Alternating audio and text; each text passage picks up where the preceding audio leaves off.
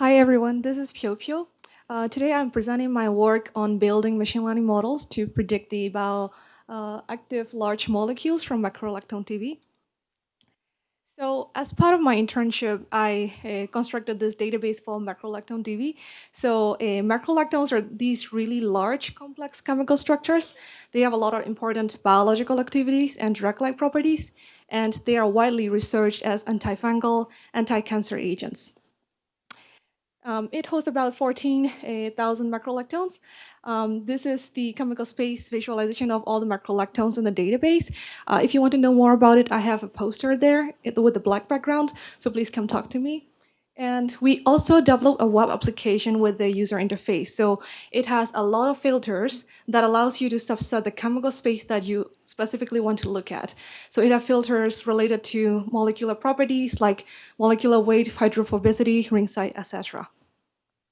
So what we really wanted to know is to see if we can actually model and predict the bioactivities of these macrolactones, and to see how well our current molecular descriptors and fingerprints work. So we developed this workflow. So we chose two protein targets with the most common macrolactone ligands.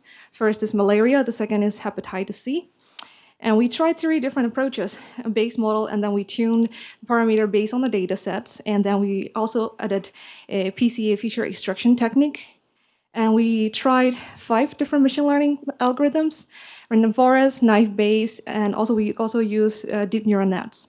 And we also tried consensus modeling, and we chose the 2 best winners, which are the random forest and KNN. And we also took the agreement prediction from those. We also wanted to see what descriptors work. So descriptors are essentially what characterize these structural chemicals. So some of them are structural fragment based, some of them are molecular property based. So we want to see which feature type is going to be the most relevant in predicting the bioactivities of these compounds.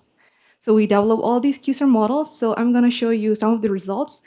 So this is from the case study one. We evaluated them based on R-square, correlation, coefficient of determination, and mean absolute error.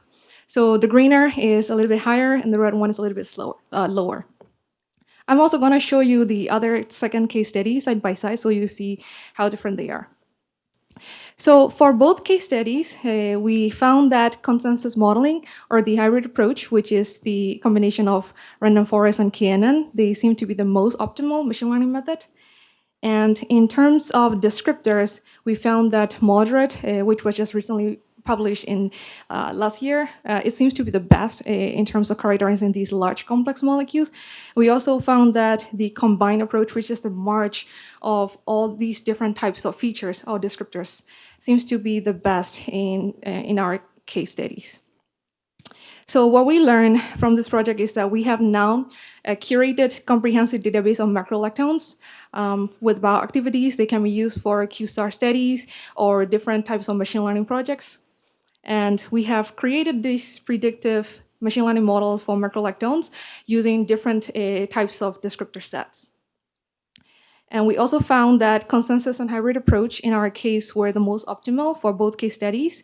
And we also found that Mordred MRC, and the combined, which is a merge of all different types of features, were the best. So for the future work, we are planning to use these QSAR models developed with compounds from MacrolactoneDB so that we can predict the biological activities of new macrolactone structures. And we can kind of use that to prioritize which compounds we actually want to test and do the experiments and biosynthesize. And we want to expand the 2 other protein targets and bioactivities as well. And thank you so much for your attention.